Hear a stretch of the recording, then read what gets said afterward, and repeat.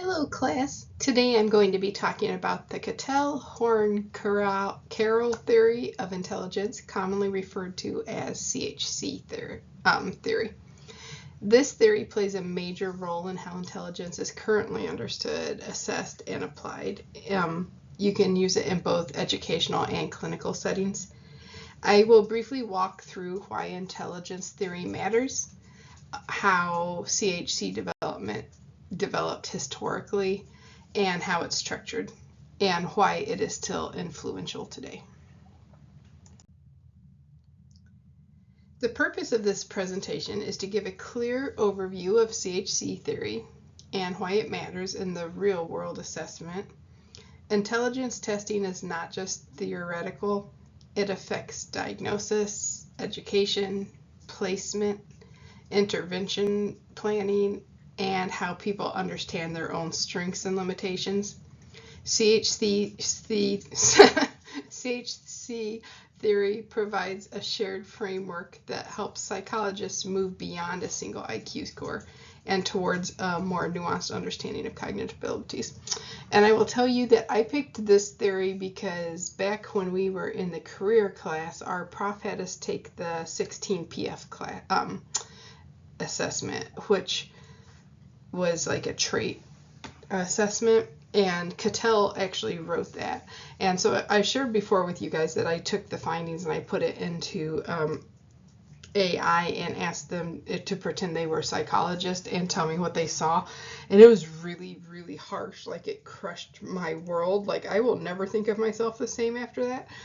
And one of the things that they did was say, oh, these 10 questions right here are not made to be an IQ test, but they're just an overall guideline of what IQ might be like.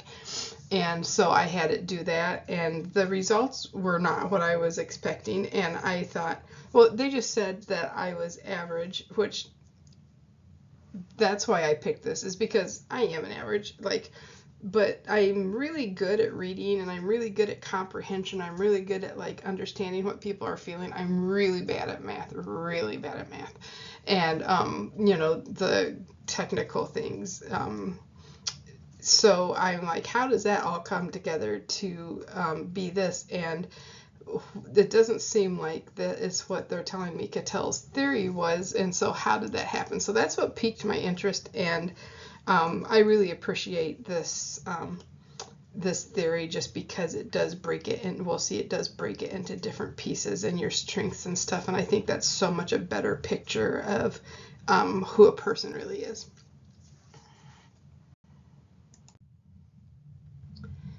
Intelligence theory matters because how we define intelligence shapes how we measure it.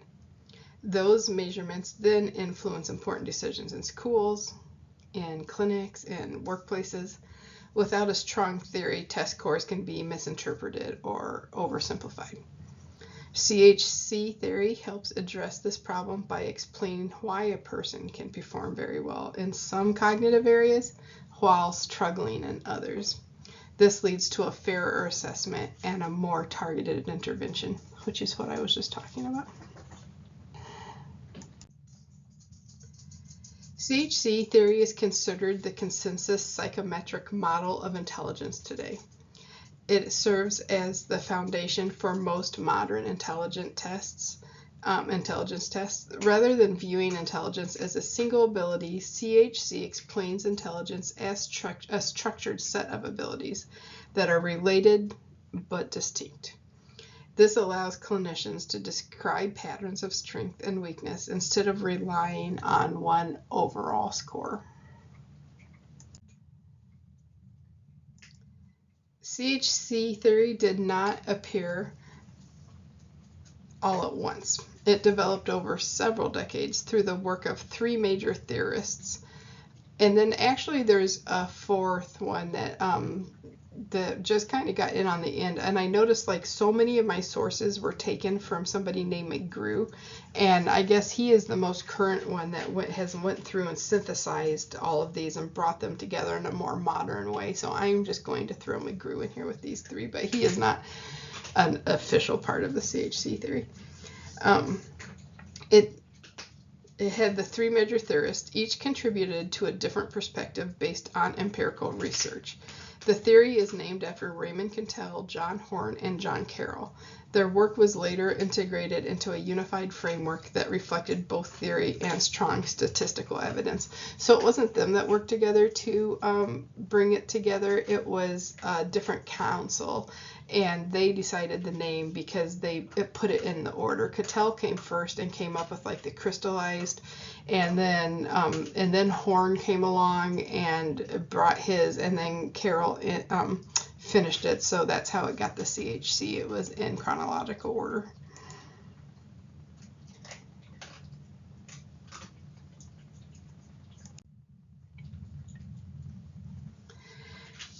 Raymond Cattell was one of the first to propose that intelligence is not a single ability. He distinguished between fluid intelligence and crystallized intelligence.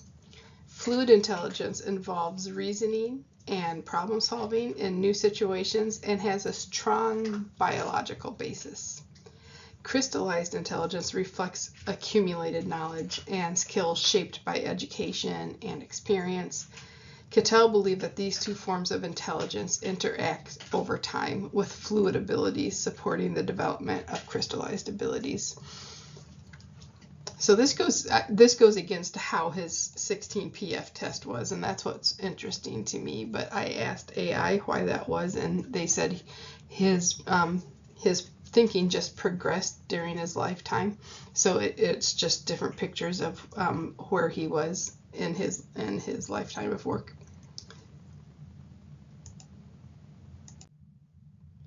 John Horn expanded Cattell's model by identifying additional broad cognitive abilities. These include visual processing, working memory, long-term storage and retrieval, and processing speed. Horn emphasized that intelligence consists of multiple broad abilities rather than being dominated by a single factor. His work strongly influenced the development of intelligence tests used for many years. Carroll's contribution brought a different strength to the theory through his rigorous statistical work. He was the man that our statistics class was written for. That's where his happy place was. He reanalyzed hundreds of existing data sets using factor analysis. Across these analyses, Carroll consistently found evidence for a generalized intelligence factor at the highest level. Based on this research, he proposed a three-stratum model of intelligence consisting of narrow abilities, broad abilities, and general intelligence factor at the top.